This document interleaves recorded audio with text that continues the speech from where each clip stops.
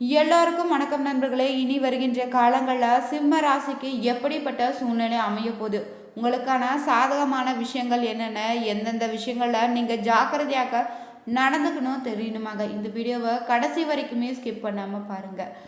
சிம்மராசிக்காரர்கள் நீங்கள் பார்த்தீங்கன்னா ஞாயிற்றுக்கிழமைகளில் பசுமாடுகளுக்கு கொஞ்சம் ஊற வைத்த கோதுமை வெல்லம் கலந்த உணவை கொடுப்பதோ சூரியனுக்குரிய ஒரு சிறந்த பரிகாரம்னே சொல்லலாம். ஜாதகத்தில் சூரிய பாதகமான நிலையில் இருப்பவங்க 48 நாள் ஒரு மண்டலமாவது வெள்ளத்தை ஓடும் நீரில் கரைப்பதன் மூலம் உங்கள் தோஷங்கள் வெகுவாக குறைந்துடுங்க. மேலும் இந்த பதிவில் சிம்மராசிக்காரர்களுக்கு எப்படிப்பட்ட சூழ்நிலை அமைய போகுதுன்னு தெரிஞ்சுக்கணுமா, ஒரு பயனுள்ள தகவலாக இருக்கோ. தொடர்ந்து நம்ம வீடியோவை ஸ்கிப் பண்ணாமல் வாங்க. சிம்ம ராசிக்கார அன்பர்களே, சிம்ம ராசியை பொறுத்த வரைக்கும் மிகப்பெரிய ஒரு வெற்றியை அடைவதற்கான ஒரு முக்கியமான நேரம். சார், உங்களை பாதிப்பதற்கு இனி வரக்கூடிய காலங்களில் ஓரளவுக்கு உங்களுக்கு எந்த ஒரு பாதிப்பும் கிடையாது. சுக்கிரன் அதிக உச்சத்தில் இருக்கக்கூடிய ஒரு நேரம். இப்போ நீங்கள் எது நினச்சாலும் தொடங்கலாம். நல்ல தொழில் தொடங்கலாம், நல்ல ஒரு கம்பெனி தொடங்கலாம், நல்ல ஒரு புதிய வாகனங்கள் வாங்கலாம், நிலங்கள் வாங்கலாம், நிறைய கிரயங்கள் ஆகிறதுக்கான வாய்ப்புகள் இருக்குது. இந்த மாதிரி நிறைய நல்ல விஷயங்கள் நடக்கிறதுக்கான வாய்ப்புகள் இருக்குது. இருந்தாலும் நீங்கள் பார்த்து இருக்க வேண்டிய ஒரு விஷயமும் இருக்குது, ஜாக்கிரதையாக இருக்க வேண்டிய ஒரு விஷயமும் இருக்குது. அந்த விஷயம் என்ன அப்படின்னு தான் இந்த வீடியோவில் பார்க்க போகிறோம். இது எல்லாமே நல்லா நடக்குது சார். சுக்கிரன் ஒரு எதற்கான அதிபதி, கலைத்துறையில் நீங்கள் முன்னாடி வரதுக்கான அதிபதி, லக்ஸுரியான வாழ்க்கையை வாழ்வதற்கான அதிபதி, சொத்து நிலவளங்கள் செல்வங்களை சேர்த்துவதற்கான அதிபதி. இதெல்லாம் ஒரு பக்கம் இருந்தாலும் நீங்கள் ஜாக்கிரதையாக இருப்பதற்கு ஒரு முக்கியமான விஷயமும் ஒன்று இருக்குது. அது உங்களுடைய கிரகத்தின் பார்வையால் தான் நீங்கள் கண்டுபிடிக்க முடியும். ஸோ அந்த விஷயத்தை பற்றி இந்த வீடியோவில் நம்ம ஃபுல்லாக கிளியராக பார்க்க போகிறோம். அதிர்ஷ்டம் அடிக்கும் போது ஆனாலும் கொஞ்சம் ஜாக்கிரதையாக இருந்துக்கிட்டோம்னா நம்மளுக்கு நல்லது, பார்த்தீங்களா? ஸோ அதை பற்றி தான் நம்ம இந்த வீடியோவில் பார்க்கலாம். சின்ன சின்ன பரிகாரங்களும் நான் அந்த வீடியோவில் சொல்கிறேன். ஸோ ஸ்கிப் பண்ணாமல் பார்த்தீங்கன்னா தான் உங்களுக்கு புரியும். நடுவில் பார்த்தீங்கன்னாலும் உங்களுக்கு கொஞ்சம் குழப்பம். ஸோ ஃபஸ்ட்லேருந்தே இந்த வீடியோவை பாருங்கள். அதே மாதிரி வாரம் வாரம் இந்த ராசிக்கு வீடியோ வரும். அந்த 12 நாட்கள் உங்களுக்கு எப்படி இருக்க போகுதுங்கிறத தெளிவாக நம்ம சொல்லி தான் வீடியோ போடுவோம். ஸோ ஸ்கிப் பண்ணாமல் பார்த்துட்டே வந்தீங்க, இந்த ராசியால் பார்த்துட்டு வந்தீங்க அப்படின்னா உங்களுக்கு நிறையவே இதில் பாயிண்ட்ஸ் கிடைக்கும். அதன் மூலமாக உங்களுக்கு வெற்றி அடைகிறதுக்கு நிறைய வழிவகைகள் கிடைக்குங்க. ஸோ அதனால் இப்போயே ஃபாலோ பண்ணி வச்சுக்கோங்க, சப்ஸ்கிரைப் பண்ணி வச்சுக்கோங்க. பக்கத்தில் சப்ஸ்கிரைப் பண்ணி பெல் பட்டன் ப்ரெஸ் பண்ணி அதில் ஆல் அப்படின்னு கிளிக் பண்ணிக்கோங்க. அப்போ தான் உடனுக்குடன் உங்களுக்கு சேரும்.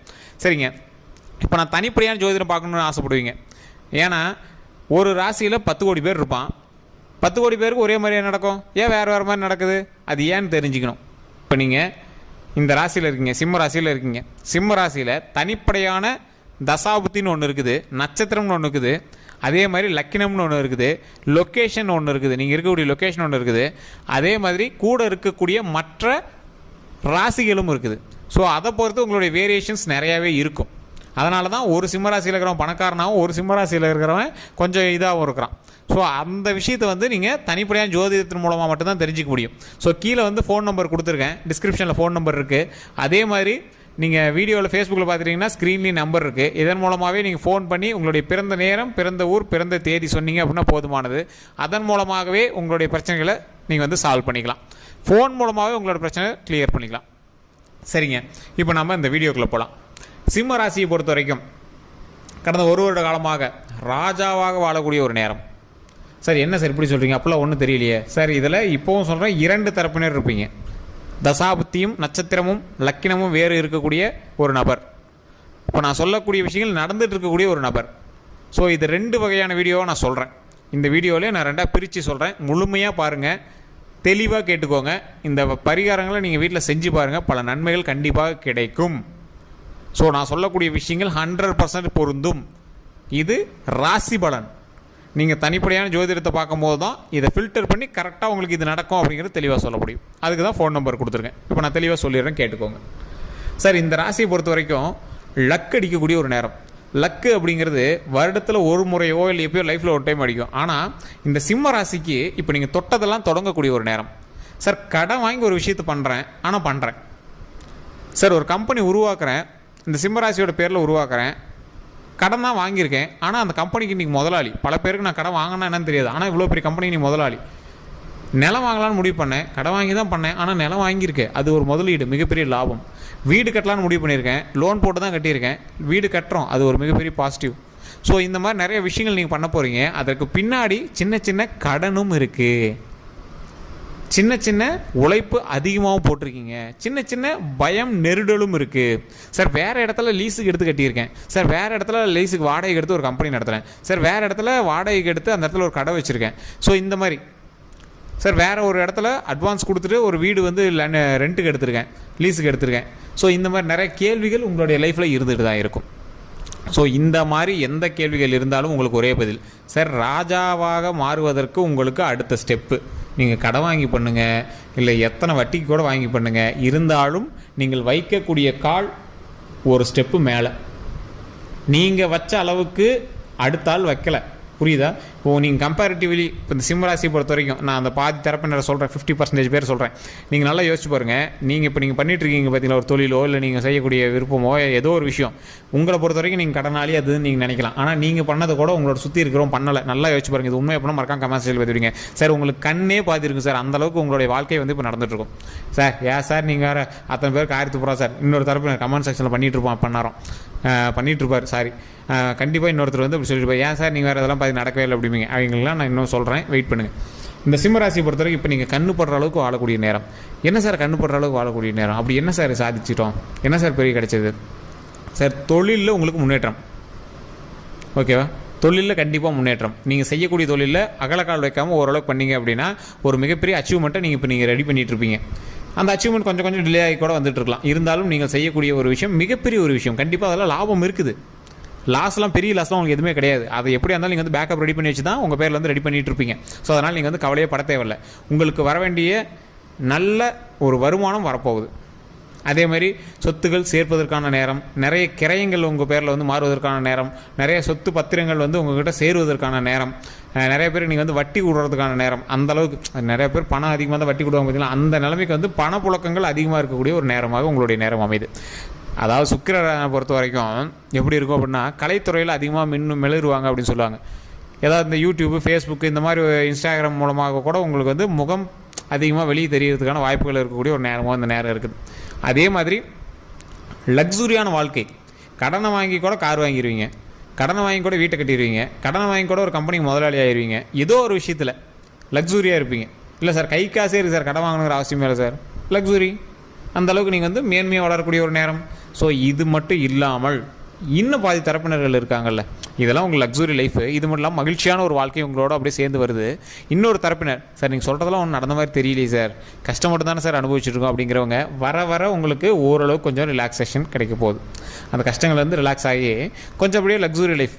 லக்ஸுரிங்கிறது இப்போ உங்களுக்கு எந்த மாதிரி இருக்கும் அப்படின்னா, ஓரளவுக்கு நிம்மதியாக விட்டாவே எங்களுக்கு பெரிய லக்ஸுரி சார், யாரும் எங்களை திட்டாமல் விட்டாவே பெரிய லக்ஸுரி சார், இந்த கடன் கடன்காரன் வந்து எங்களை தொல்லை பண்ணாமல் பெரிய லக்ஸுரி சார், வாழ்க்கையில் ஒரு ஸ்டெப்பாவது எடுத்து வச்சோம்னா எங்களுக்கு பெரிய லக்ஸுரி சார் அப்படின்னு இருக்கக்கூடிய ஒரு விஷயம். இன்னொரு தரப்பினர், சார் உடல் உபாதைகளில் ரொம்ப ரொம்ப ரொம்ப ரொம்ப ஜாக்கிரதையாக இருக்க வேண்டிய ஒரு முக்கியமான நேரமாகவும் இந்த நேரம் இருக்குது.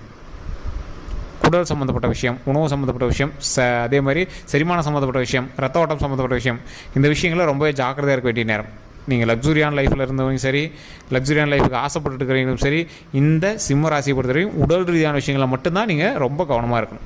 உங்களுக்கு கொஞ்ச நாட்களாகவே தெரிய ஆரம்பிச்சிருக்கும் சின்ன வேரியேஷன்ஸ் உடம்பு ரீதியாக. ஸோ அந்த விஷயத்தில் நீங்கள் ரொம்ப ரொம்ப ஜாக்கிரதையாக இருங்க. டாக்டரை பாருங்கள். எந்த ஒரு சின்ன விஷயமா இருந்தாலும் டாக்டர் பார்த்துட்டு இருந்தீங்கன்னா உங்களுக்கு ப்ராப்ளமே கிடையாது. நீங்கள் இந்த வருட பிறப்பிலேருந்தே நீங்கள் வந்து கண்டிப்பாக நோட் பண்ணியிருப்பீங்க, சித்திரையிலேருந்தே உடல் ரீதியான விஷயங்களில் கொஞ்சம் ஜாக்கிரதையாக இருந்தீங்கன்னாவே போதுமானது. மற்றபடி உங்களுக்கு எந்த ஒரு ப்ராப்ளம் கிடையாது. இப்போ இந்த சிம்மராசிக்காரர்கள் வணங்க வேண்டிய முக்கியமான தெய்வம் குலதெய்வம். குலதெய்வத்தை வணங்கிட்டீங்க அப்படின்னா லக்ஷ்மி நரசிம்மரை வணங்குங்க. ஓம் லக்ஷ்மி நரசிம்மரே போற்றி, ஓம் லக்ஷ்மி நரசிம்மரே போற்றி, ஓம் லக்ஷ்மி நரசிம்மரே போற்றி. நீங்கள் வணங்கும் போது ஒரு மிகப்பெரிய நன்மை கிடைப்பதற்கான வாய்ப்பு. லக்ஸுரியாக இருக்கிறவங்களுக்கு லக்ஷ்மி நரசிம்மரை வணங்கும் போது அந்த லக்ஸுரி வந்து தடைப்படாமல் கிடைக்கிறதுக்கான வாய்ப்புகள் அமையும். சுக்கிரனோட ஆதிக்கம் அதிகமாக இருந்தாலும் அதோட ஆதிக்கத்தின் மூலமாக கிடைக்கக்கூடிய செல்வங்கள் எந்த ஒரு பாதிப்பும் இல்லாமல் நம்ம கைக்கு கிடைக்கிறதுக்கான வாய்ப்புகள் அதிகமாக இருக்குது. ஸோ அப்போ யாரை வணங்கணும்? ஓம் லக்ஷ்மி நரசிம்மரே போற்றி அப்படின்னு வணங்கணும். இது கண்டிப்பாக 3 டைம் கமெண்ட் செக்ஷனில் பற்றி விடுங்க. ஃப்ரீ டைமில் வீட்டில் இருக்கும்போது சாமி கும்பிடும்போது ஓம் லக்ஷ்மி நரசிம்மரே போற்றி அப்படின்னு கும்பிட்டுட்டு உங்களோட கரண்ட் பிரச்சனையாக இருந்தாலும் சரி, எந்த பிரச்சனையாக இருந்தாலும் அதை சொல்லி சரி பண்ணிவிட்டு இந்த விஷயத்தை நான் ஆரம்பிக்க போகிறேன், எனக்கு துணையாருன்னு சொல்லி வணங்கணும். அடுத்தது இந்த லக்ஷ்மி நரசிம்மரை இன்னொருத்தர் வணங்கணும்னு சொன்ன பார்த்தீங்களா, லைஃப்பில் கஷ்டப்பட்டுட்டு இருக்கீங்க, சிம்மராசிக்கெல்லாம் இப்போ நல்லா நடக்குன்னு சொல்கிறாங்க, ஆனால் ஒன்றும் பெருசாக கிடைக்கல அப்படின்னு சொல்லியிருக்கீங்க பார்த்தீங்களா, அவங்க இந்த லக்ஷ்மி நரசிம்மரை வணங்கணும். ஏன்? நரசிம்மர் வந்து எந்த தடைகள் வந்தாலும் அதை பிச்சு எரிஞ்சிருவார், அந்த கஷ்டங்கள் எல்லாத்தையும் தூக்கி போட்டுருவார். அந்த நரசிம்மரை வணங்கும் போது மிகப்பெரிய நன்மை கிடைக்கும். அந்த பிரச்சனையெல்லாம் தூக்கி போட்டு நன்மை கிடைக்கிறதுக்கான வாய்ப்புகளை அதிகமாக உண்டாக்கி கொடுவார், நன்மை கிடைக்க வைப்பார். அந்த நன்மை வந்து மிகப்பெரிய சந்தோஷமாகவும் மகிழ்ச்சியாகவும் உடல் ரீதியாகவும் மன ரீதியாகவும் நல்லபடியாக கிடைக்க வைப்பார். அதுதான் நரசிம்மரை பொறுத்த வரைக்கும் ஒரு மிகப்பெரிய ஹைலைட். லக்ஸுரிக்கு லக்ஷ்மியும் சேர்ந்து துணை இருப்பாங்க. லக்ஸுரியான லைஃப்பை கொடுத்து செல்வங்களை கொடுத்து மிகப்பெரிய வாழ்க்கை வாழ்வதற்கு லக்ஷ்மியும் சேர்ந்து துணை இருப்பாங்க. நரசிம்மர் கஷ்டங்கள் வராமல் துணை இருப்பார். இதுதான் வந்து இப்போ சிம்மராசிக்கு பொருத்தமான ஒரு தெய்வம். குலதெய்வத்தை வழிபட்டுட்டு ஓம் லட்சுமி நரசிம்மரை போற்றி, ஓம் லட்சுமி நரசிம்மரை போற்றி, ஓம் லட்சுமி நரசிம்மரை போற்றி அப்படின்னு வணங்கினீங்கன்னாவே போதுமானது. சரி சார், இதை வணங்கினாவே சரியாக போயிருமா? கொஞ்சம் கொஞ்சமாக உங்களுடைய காலங்களுக்கு தகுந்தார் போல், உங்களுடைய தசாபத்திற்கு தகுந்தார் போல் அப்படியே சரியாயிட்டே வந்துட்டுருக்கு. நீங்கள் கீழே இருந்தீங்க, உங்களை சரி பண்ணி மேலே கொண்டு வந்துட்டுருக்கு. ஸோ அதனால் இப்போ உங்களுக்கு எந்த ஒரு பாதிப்பும் கிடையாது. தெளிவான ஆட்களோடு நீங்கள் வந்து பிரயாணம் பண்ணிகிட்டு இருக்கணும். அதான் தனிப்படையான ஜோதிடம் பார்க்க சொன்னால கீழே ஃபோன் நம்பர் கொடுத்து நீங்கள் ஃபோன் பண்ணி கேட்டுக்கோங்க. என்ன பண்ணணும் அப்படிங்கிறது தெரிஞ்சுட்டு பண்ணுங்கள்.